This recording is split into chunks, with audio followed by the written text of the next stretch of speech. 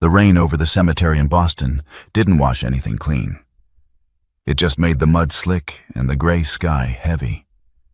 I stood there, my boots sinking into the wet earth, with my hand resting firmly on the shoulder of my youngest grandson, Jeffrey. He was only 14, shaking like a leaf, his tears mixing with the drizzle running down his face. We were burying his mother, my only daughter, Virginia.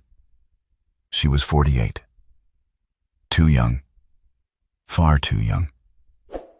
I looked across the open grave at the man who had been her husband for 2 decades.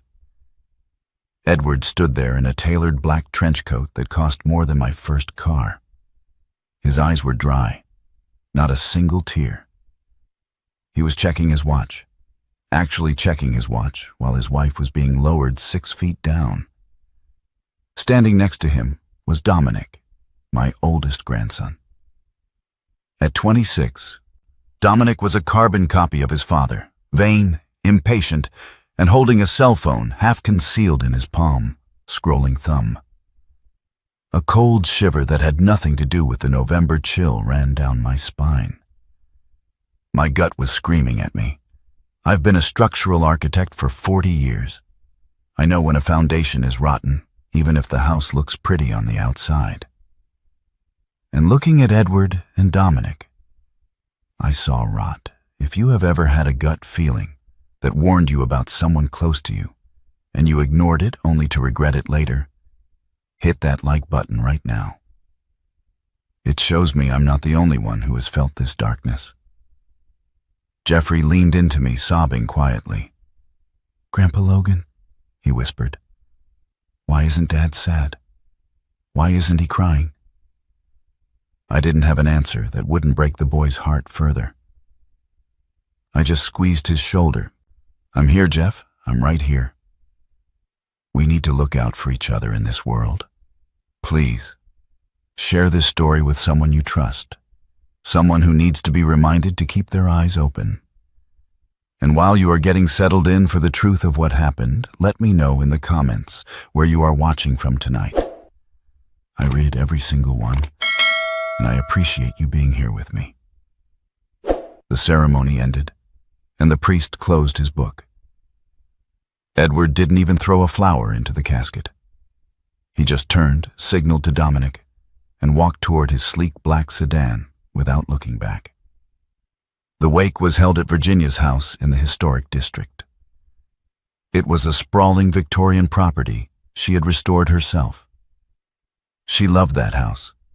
It was her soul in timber and brick.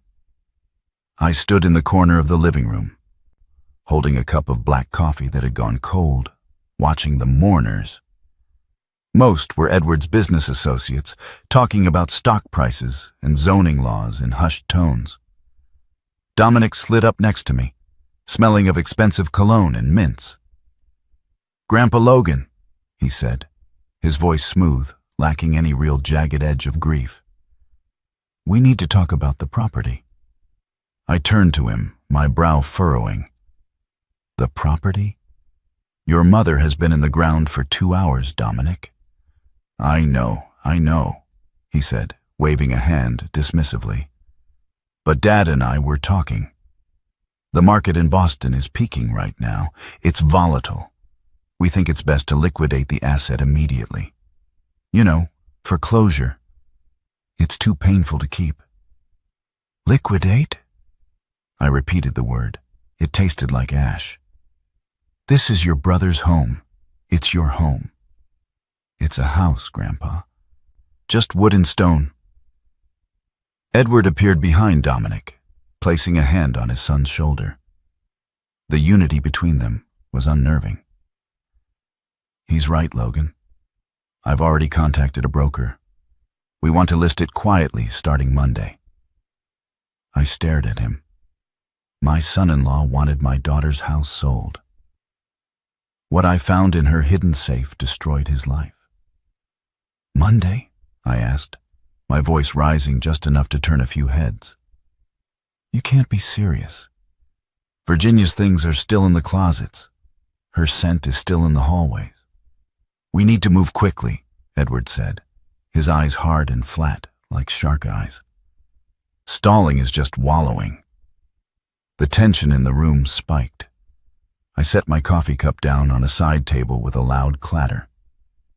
You aren't selling anything until I have walked through this house and collected my daughter's personal effects. That is not a request, Edward. Edward's jaw tightened. I could see a vein pulsing in his temple. He didn't like being told no. He was a man used to bulldozing his way through life, usually with Virginia's money paving the road. You have 2 days, Edward snapped. I'll take a week, I countered, crossing my arms. And I'll do it alone. I don't want you or Dominic hovering over me while I say goodbye to my daughter. Fine, Edward spat. A week. But Jeffrey is coming with us to my sister's place in New Hampshire. He shouldn't be here surrounded by death. I want to stay with Grandpa, Jeffrey cried out from the hallway, having overheard us.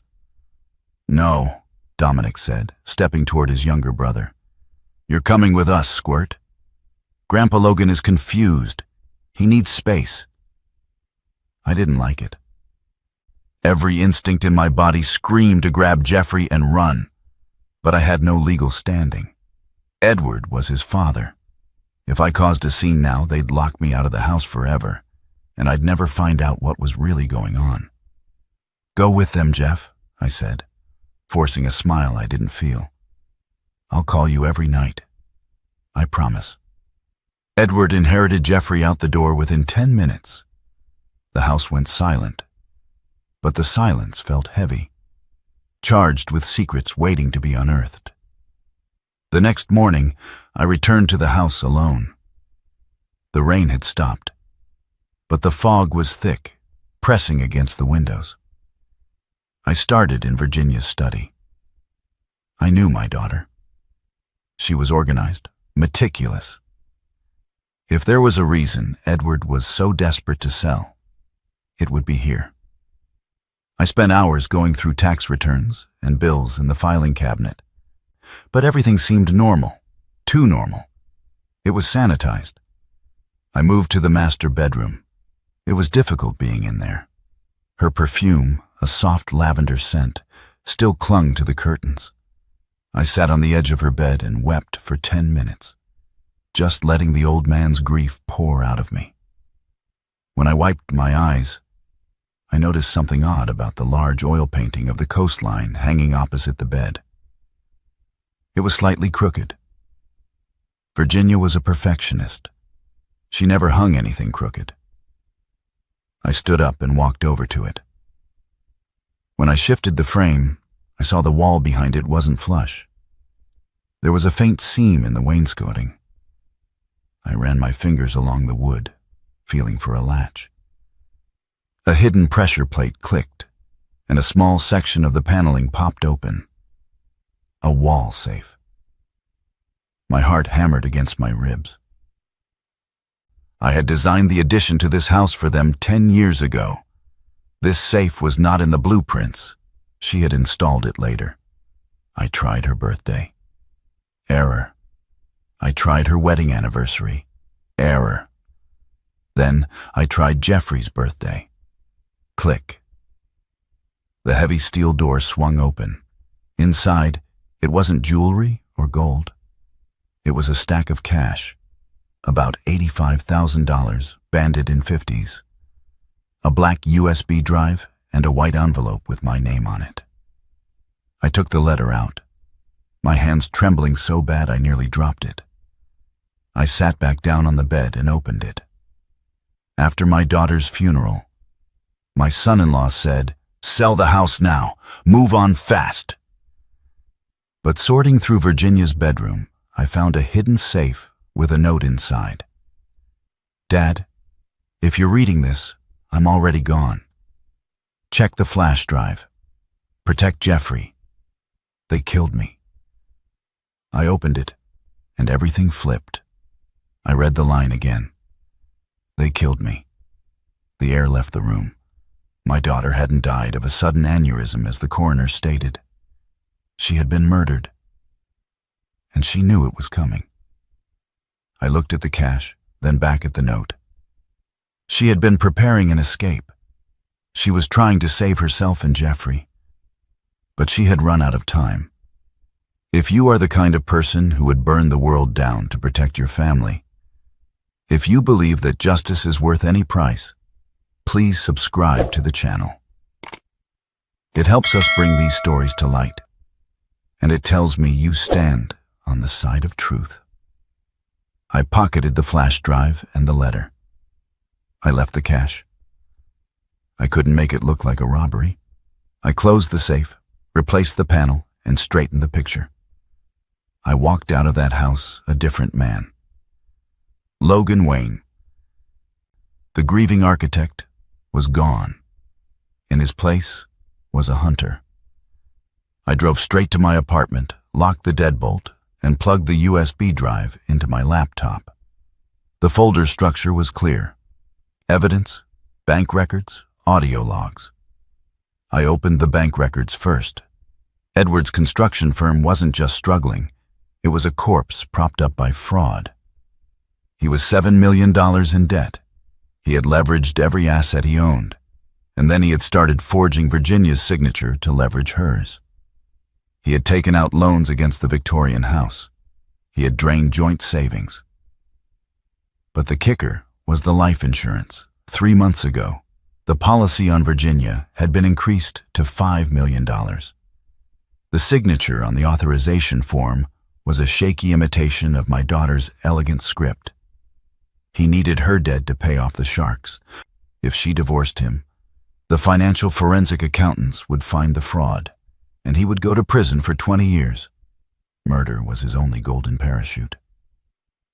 I clicked on the folder labeled Texts. These were screenshots Virginia had managed to capture from Edward's iPad, which was synced to his phone. The conversation wasn't between Edward and a mistress. It was between Edward and Dominic. Dominic: "She's asking questions about the Cayman accounts, Dad. We're running out of runway." Edward: "I can't stall her anymore. She's threatening to call her lawyer." Dominic: "Then we do it this week. The inventory arrived. It needs to look like natural causes. No loose ends." Edward: "What about the kid?" Dominic: "Jeffrey doesn't know anything. Once she's gone, we control his trust fund too. That's another $1.2 million. We need that liquidity." I had to look away from the screen. My stomach is heavy. Dominic, my own grandson. He wasn't just complicit. He was the architect of the murder. He was pushing his father to kill his mother for money. They looked at Jeffrey, not as a brother or son, but as a piggy bank to be smashed open. I opened the folder labeled Journal. It was a video diary. Virginia sat in front of a webcam, looking pale, dark circles under her eyes. The timestamp was 3 weeks ago. "I don't know who will see this," she whispered to the camera, "but I think I'm being poisoned. Edward has been bringing me hot cocoa every night. He insists on it. He stands there and watches me drink it. About an hour later, my heart starts racing. I feel dizzy. I saved a sample in a vial and hid it in the garden shed inside the old paint can." She coughed, a wet, rattling sound. I looked up the symptoms. It matches digitalist toxicity. Foxglove. It builds up slowly. It mimics a heart attack. I'm scared, Dad. I'm trying to get Jeffrey and leave, but I feel so weak.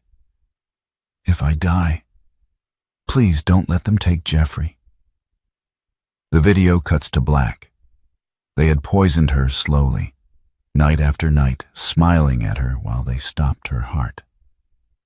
My phone rang, jarring me out of the horror. The caller ID showed Edward. I took a deep breath, forcing my voice to be steady. "Hello?" "Logan." Edward's voice was clipped. "Change of plans. The buyer wants to do a walkthrough tomorrow morning at 8 a.m. I need you out of the house by tonight." "Tonight?" I felt confusion. I thought I had a week. The offer is too good, Logan. Don't be difficult. Did you find anything important? Any papers? The question hung in the air. He was fishing. He knew she might have hidden evidence. Just photo albums, Edward, I lied. Just memories. I'll be out by 6. Good, he said. Oh, and Jeffrey sends his love. He's sleeping right now. Let me speak to him, I demanded. He's sleeping, Logan. Don't wake him.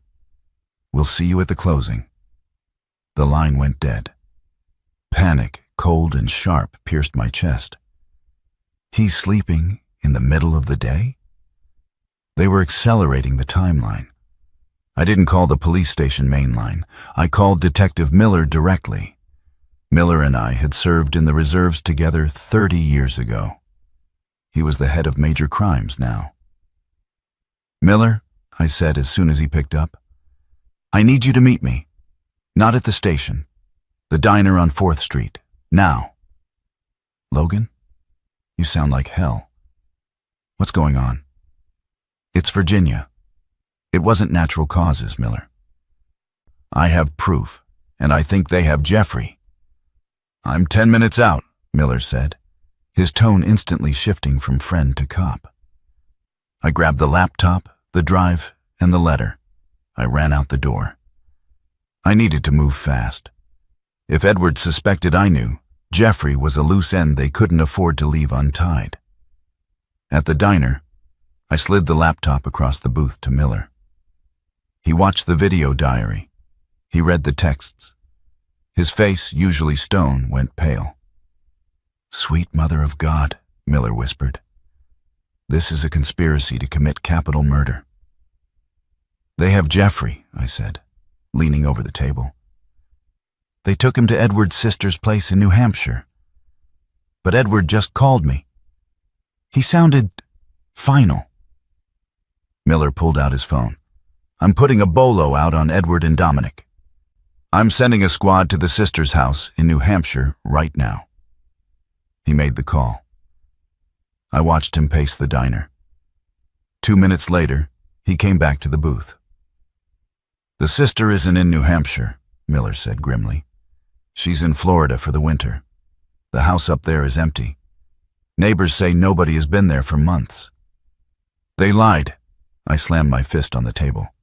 They didn't take him to the aunt's house.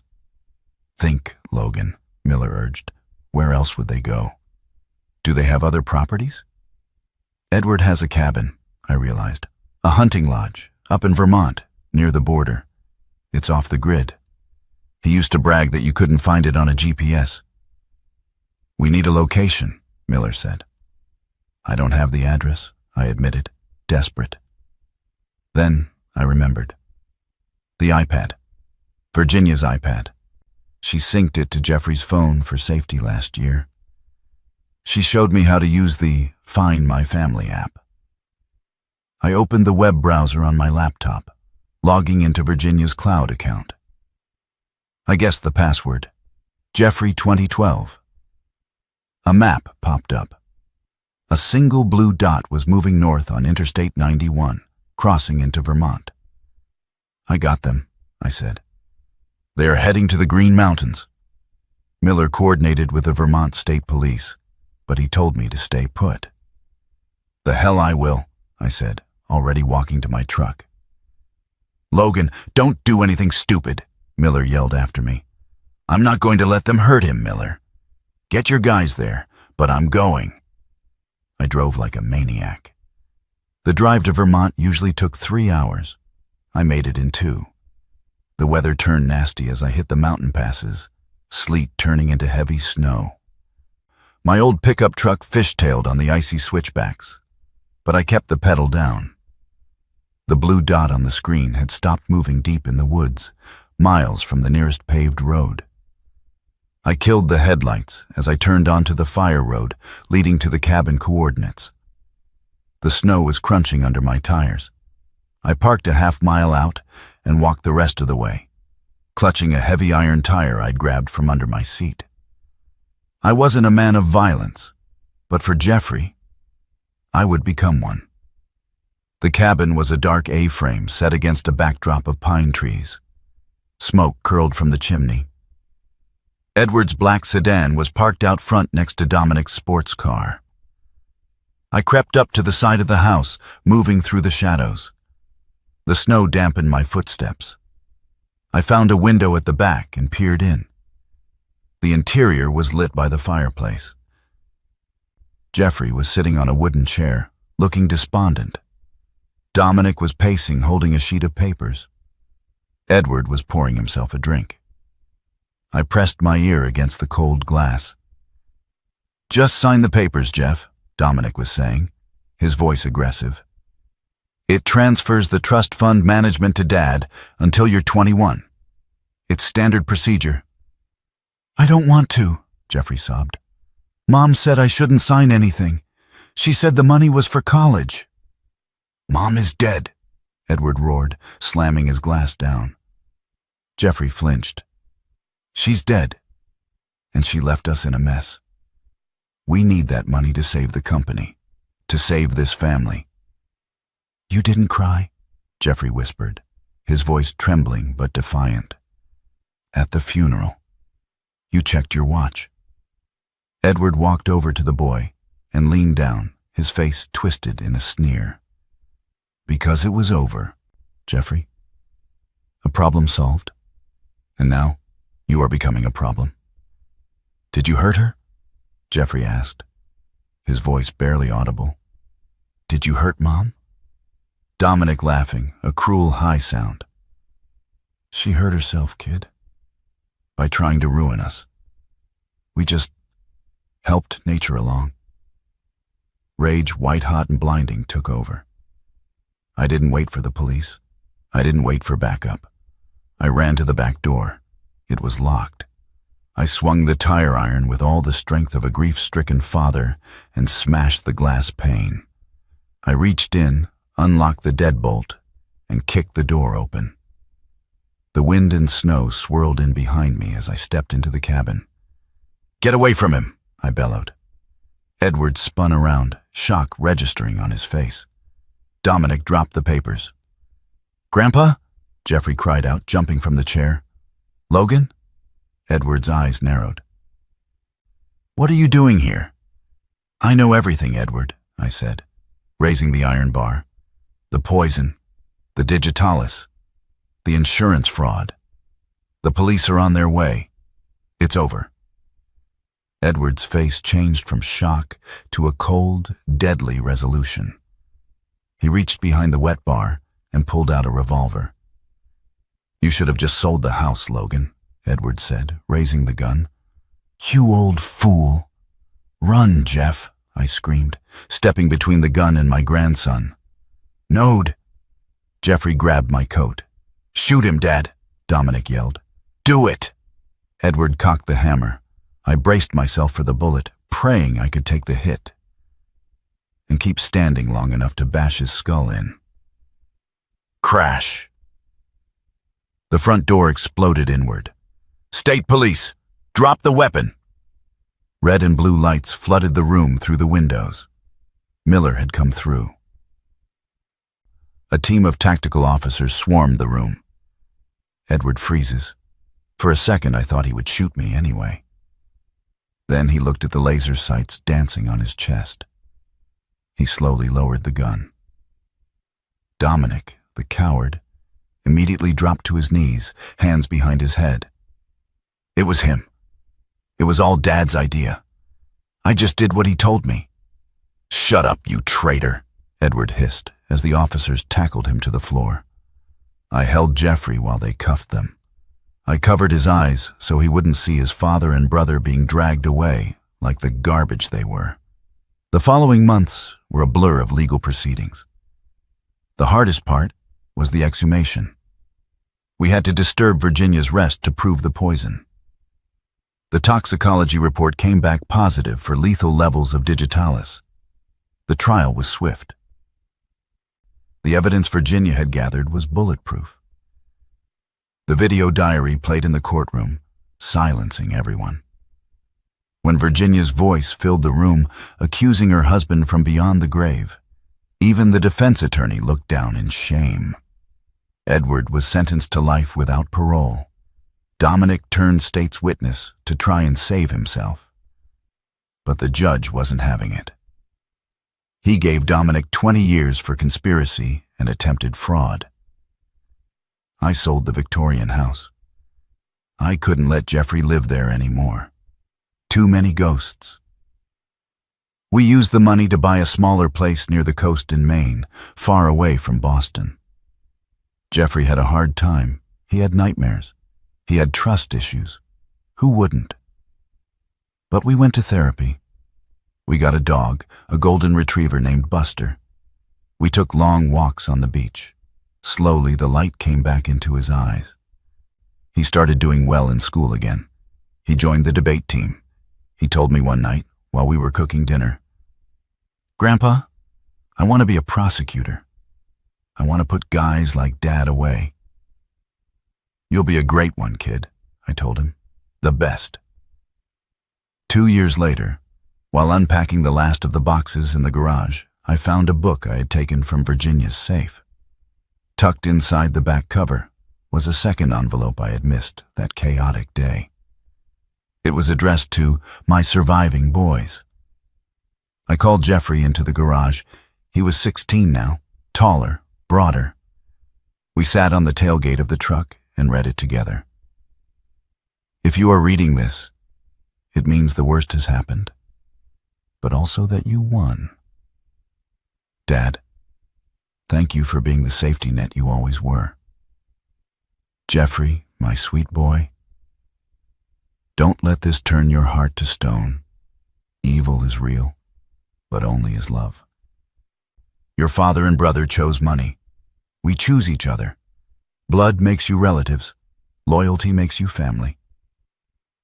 We sat there for a long time, watching the dust motes dance in the afternoon sun. "She saved us," Jeffrey said quietly. "Yeah," I nodded, putting an arm around him. "She did." We walked back toward the house, leaving the darkness in the past. We had a future to build. Before you go, if you believe that family is defined by love and not just blood, please subscribe to this channel. It's a small click for you, but it helps us keep these memories alive and reminds us all that in the end, truth wins. Thank you for listening.